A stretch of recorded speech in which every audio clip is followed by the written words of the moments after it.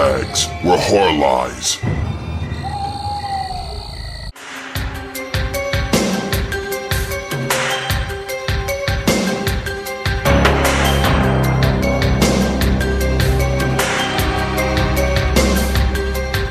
Yo, what's up everybody? Welcome to week 136 here on Body Bags. I am your host Moodz616, and thank you once again for stopping in, guys. Yeah, week 136 is here. And yes, I have got a vampire film for y'all tonight. Released by Snaps Films. This is one I have not seen. It's been sitting on my shelf for way too long. Again, like most of the films that I review on Body Bags. Released by Snaps Films, and this one actually came out in the 90s. It's from 1999, was released in 2002, and it is called Cold Hearts. Now, didn't really know much about this film whatsoever.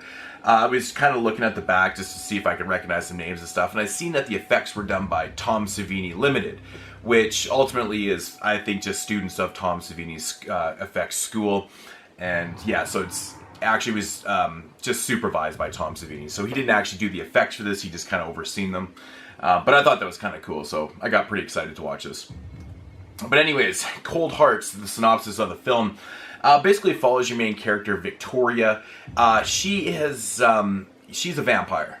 She's been dealing with being a vampire for like the last 10 years. The thing with her is that she's kind of a gentle vampire. She doesn't like to go out and kill people.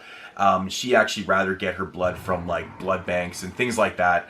And you know, she's really just kind of dealing with her everyday life and being a vampire and stuff. She's kind of at a point now in her life where she doesn't really know what to do. She's kind of lost, and she's just trying to find her soul and find her way in life.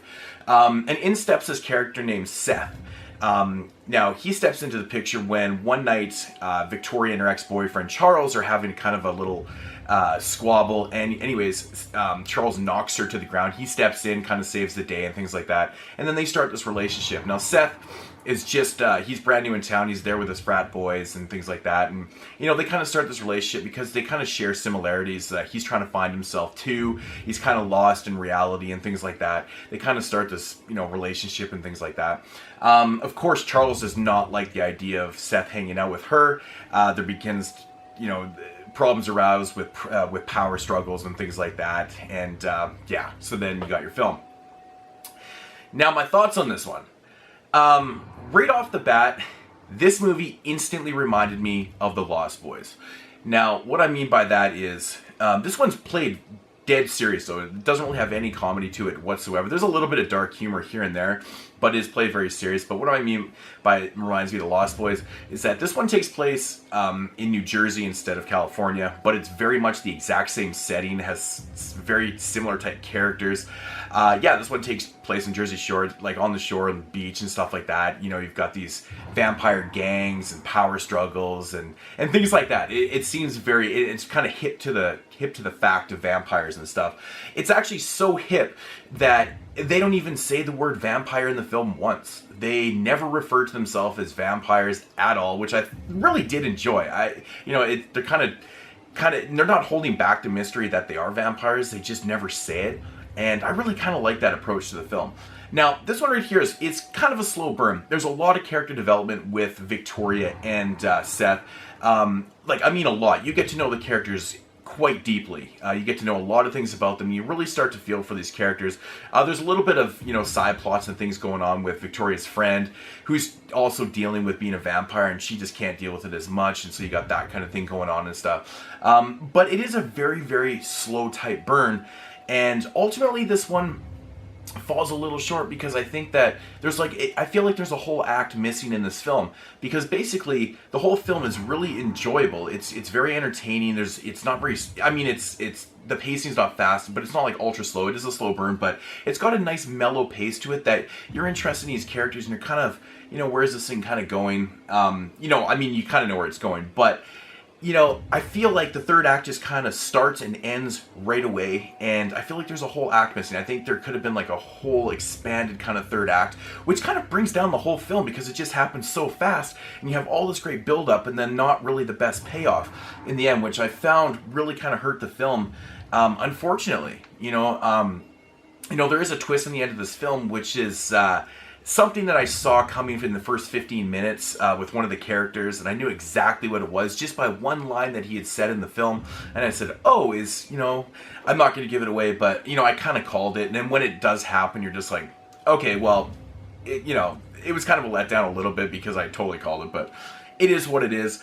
But as for the specs in the film, I think this film is actually shot pretty well. It's got some pretty good moments. There's really good musical cues in this one too. There's actually a funny scene. It's kind of a very subtle joke where Charles, who's a really big asshole, runs this vampire gang. And everyone kind of bows down to his every last word, but he's kind of sitting by this pier and he's kind of doing his big, macho type deal thing. Anyways, this musical cue is from Dennis Leary's Asshole. Now that song kicks in and he starts singing A-S-S-H-O-L-E. I fucking started laughing. I was like, that's just so funny. It's so subtle. It's right in the background. You actually kind of really have to listen to it. But some of the musical cues, pretty cool. I did really like the score in the film. I thought it was fantastic. The acting, pretty well done in this film. I thought the acting was great. It wasn't cheesy at all. It is a low budget film. It looks pretty well. The setting was cool.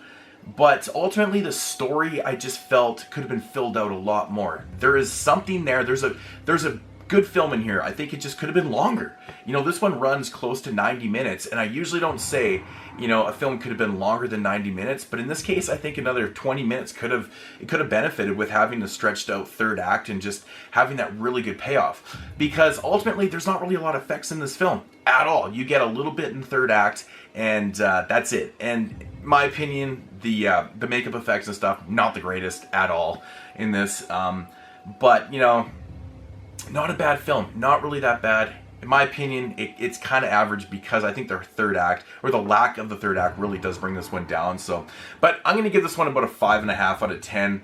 I think there's some good stuff here. I think it just needs to be explored a little bit more. It's a pretty good first effort by the director, Robert A. Mazzatano. It's got a really fucked up weird name. Probably butchered the shit out of that, but I believe it's his debut film. Not 100% sure, but yeah, ultimately reminds me of Lost Boys on a very serious tip.